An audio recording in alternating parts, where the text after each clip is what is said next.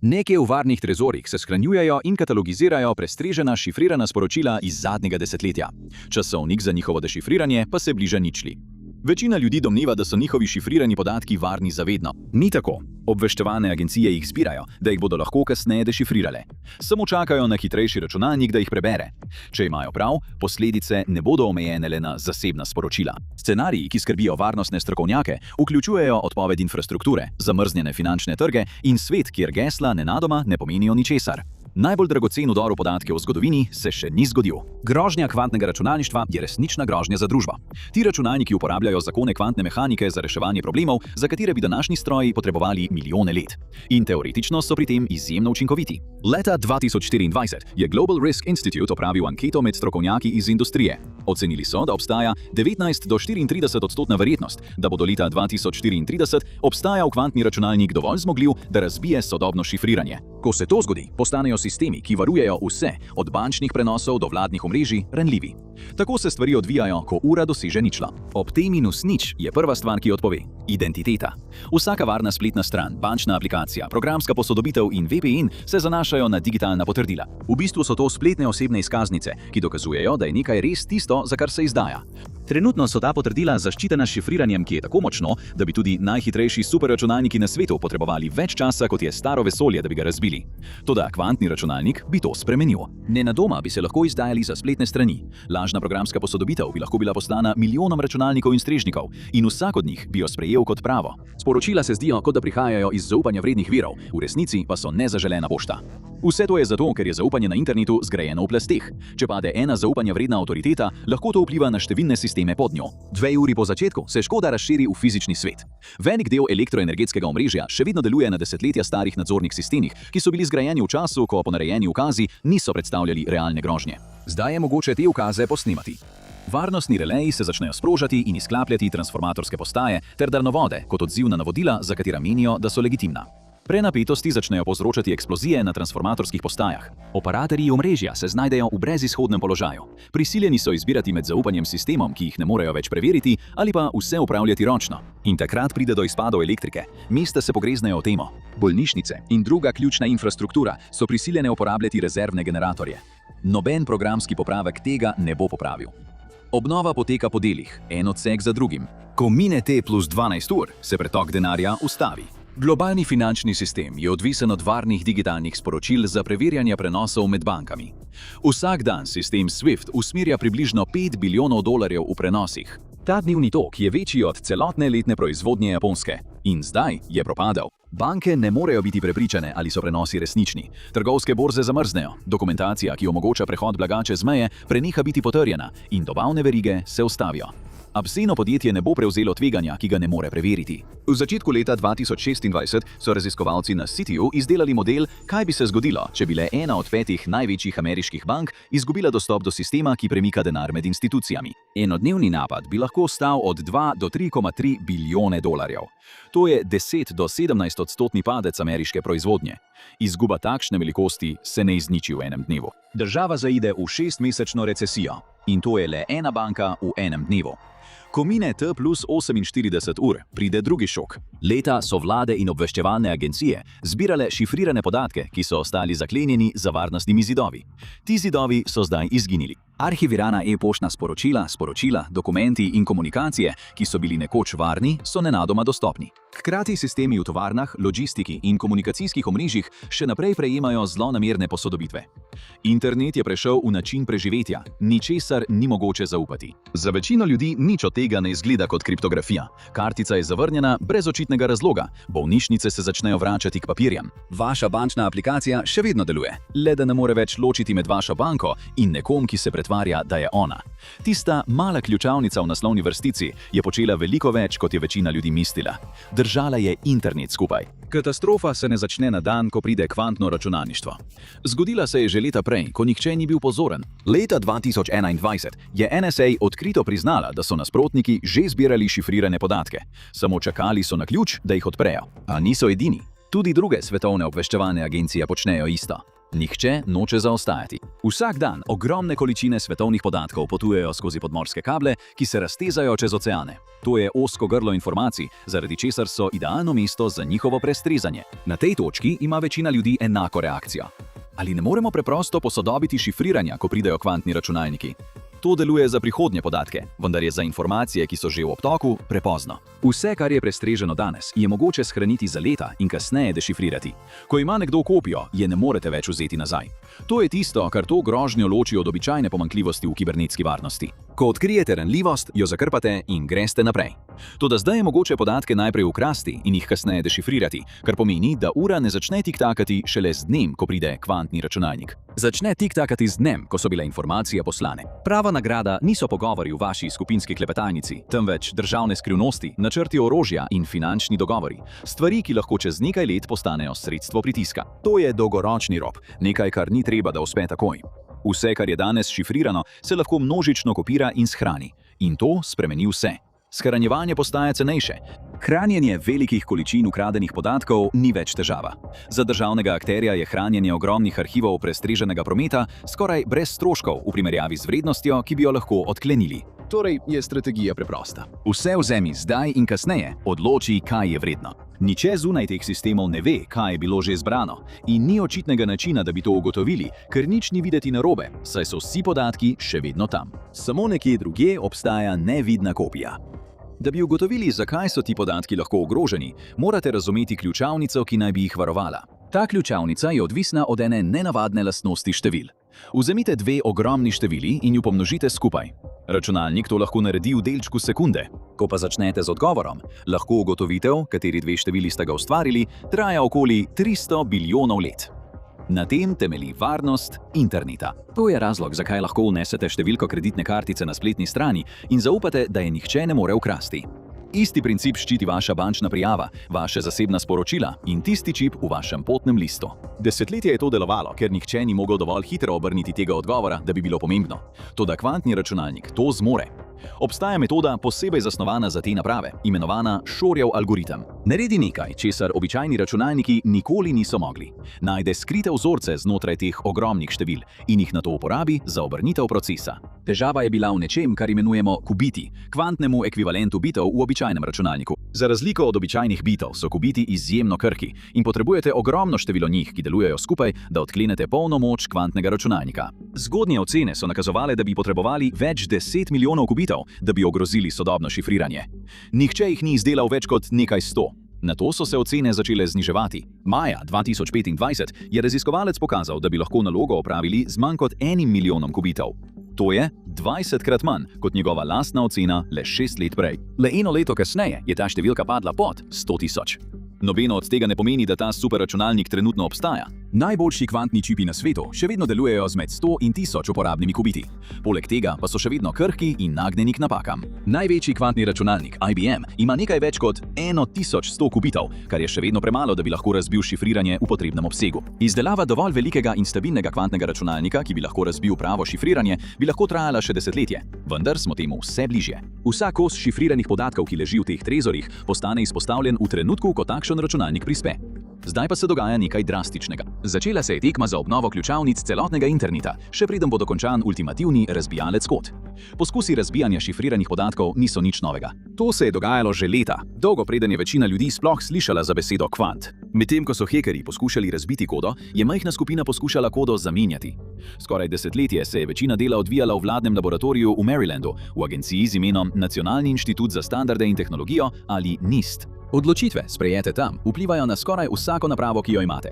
NIST določa standarde, ki omogočajo delovanje sodobnega sveta. Ko odobri neko tehnologijo, svet to opazi in jo sprejme. Ko so kvantni računalniki zagrozili, da bodo razbili ključavnice, ki ščitijo internet, je bilo samo eno vprašanje: kaj jih bo nadomestilo? Odločitev analitikov in raziskovalcev pri NIST-u bo oblikovala varnost milijard ljudi. Če bi se zmotili, bi bilo vse, od vašega bančnega računa do elektroenergetskega omrežja, ogroženo. Avgusta 2024, po 8 letih testiranj, so uspeli. NIST je objavil prve šifrirne standarde, zasnovane tako, da vzdržijo napad kvantnega računalnika. En sistem za vzpostavitev varne povezave, drugi za dokazovanje, da je povezava pristna. Imena niso ravno bleščeča. MLE-CAN in MLE-DSA. Toda to, kar predstavljata, je zgodovinsko. Prvič je imel internet ključavnice zasnovane za svet, v katerem obstajajo kvantni računalniki. Staro šifriranje je bila uganka, ki si jo rešil tako, da si delal nazaj. Nova vrsta je zgrajena kot večdimenzionalna geometrijska mreža, ki jo namerno zakriva matematični šum. Če že imaš ključ, je pot očitna. Če ga nimaš, ni bližnjic. Ekipa je nato ustvarila rezervno možnost, ki temelji na povsem drugačni težavi. To zagotavlja, da tudi če bi prvo kdaj razbili, svetu ne bi bilo treba začeti iz nič. Največja imena v tehnologiji so že začela menjavati svoje ključavnice. Google je prešel na novo šifriranje v Chromu. Apple je na novo zgradil sistem za iMessage na tej podlagi. Cloudflare, Amazon in Signal so vsi naredili ta korak, v večini primerov ne da bi uporabniki sploh kaj opazili. Zdaj so na to pozorne tudi vlade. Zakon ZDA iz leta 2022 je od vsake zvezne agencije zahteval, da poišče svojo staro šifriranje in ga začne zamenjevati s strogim rokom do leta 2035. Finančni svet je prejel isto sporočilo, saj je njegova glavna varnostna skupina bankam naročila, naj začnejo s prehodom zdaj in ne čakajo. Toda to spremlja opozorilo. Pred nekaj leti se je ena izmed najbolj obetavnih novih metod, algoritem z imenom Psyche, zdela povsem zanesljiva. Nato sta jo dva raziskovalca popolnoma razbila. Ne s kvantnim računalnikom, ampak kar z navadnim računalnikom. In vzelo jima je le 1 uro. Nauk je bil, da nobena ključavnica ne ostane zavedno neprebojna. Zato so najbolj napredni sistemi zdaj zasnovani na drugačnem konceptu – agilnosti. Ko pride do naslednjega preboja, želijo biti sposobni zamenjati svoje šifriranje tako enostavno, kot bi zamenjali pnevmatiko. To spremeni nekaj, kar bi lahko bila globalna izredna situacija, v rutinsko programsko posodobitev. A izumiti boljšo ključavnico nikoli ni bil najtežji del. Najtežji del je zamenjati staro, saj internet ni ena sama naprava. To so milijarde naprav, milijoni strežnikov, desetletja programske opreme in infrastrukture, ki nikoli niso bili zasnovani za tako veliko spremembo. Vsak telefon, vsak brskalnik, banka, satelit, elektrarna in vladni sistem morajo izvesti prehod. In tukaj se začne vse skupaj podirati. Sprememba povsod hkrati je največja prisilna nadgradnja v zgodovini računalništva. Samo ameriška vlada pričakuje, da bo porabila 7,1 milijarde dolarjev samo za nadgradnjo svojih civilnih sistemov. Ta številka ne vključuje vojske in obveščevalnih agencij. Če to isto nalogo razširimo na vse banke, bolnišnice in elektropodjetja na svetu, resne ocene presegajo 1 bilijon dolarjev. Za primerjavo, celotno odpravljanje težave Y2K v poznih 90-ih letih je stalo nekje med 300 in 600 milijard dolarjev. To je še večje od tega. A denar je najmanjši problem. Globje težave so fizične. Nove kvantno odporne ključavnice so večje in težje od tistih, ki jih nadomeščajo. Porabijo več polnilnika, več pasovne širine in več energije. Na prenosniku ali strežniku v podatkovnem centru tega nihče ne bo opazil. Težava je vse ostalo. Pametni števec, pritrjen na stran hiše, srčni spodbujevalnik v prsih nekoga, senzor na cevovodu, ki naj bi deloval 15 let, z eno samo baterijo. Ti so bili zasnovani okoli majhnih, lahkih ključavnic današnjega časa, brez rezerve. Nekateri preprosto ne morejo nositi težjih ključavnic, zato nadgradnje potekajo neenakomerno. Oblak lahko absorbira večino sprememb skoraj čez noč. Robovi omrežja tega ne zmorejo. Milijarde manjših naprav, ki brnijo v ozadju, zaostanejo. Mnoge so vgrajene v infrastrukturo, do katere je skoraj nemogoče dostopati brez razdiranja. Tako mora več let vsak sistem, ujet v prehodu, nositi obe ključavnici hkrati, staro in novo. Veliko naprav sploh ne bo nadgrajenih. Delovale bodo še dolgo potem, ko bodo vsi vedeli, da so ranljive. So preprosto predrage za zamenjavo ali preveč pomembne, da bi jih izklopili. To je začetek počasne, širjoče se digitalne temne dobe. Ogromni deli sveta še vedno uporabljajo zaščito, za katero vsi vedo, da ne deluje več. In tukaj bi morali odgovorni ljudje začeti paničariti. Medtem ko zahodne vlade in podjetja leta porabijo za zamenjavo ranljivih sistemov, eno napravo naenkrat, njihovi tekmeci sledijo povsem drugačni strategiji. Namesto da bi nadgrajevali staro omrežje, gradijo novega, ki je od začetka zasnovano za postkvantni svet. In gradijo ga v vesolju. Kitajska je leta vlagala v nekaj, kar je Zahod večinoma prezrl. Ne v boljšo kodo, ampak v samo fiziko. Ta pristop se imenuje kvantna distribucija ključev in popolnoma obrne celoten problem na glavo. Desetletja je šifriranje temeljilo na preprostem predpostavki, da so določene matematične uganke pretežke za rešitev. Toda težko ni isto kot nemogoče. Dovolj zmogljiv računalnik bi lahko vedno spremenil enačbo. Kvantna distribucija ključev uporablja drugačen pristop. Namesto da bi zaupala matematičnemu problemu, zaupa zakonom fizike. Šifrirni ključ prenašajo posamezni delci svetlobe in po kvantni mehaniki dejanje merjenja enega od teh delcev neizogibno zmoti delček. V trenutku, ko kdorkoli poskuša prestreči ključ, za seboj pusti dokaze. Prstni odtis.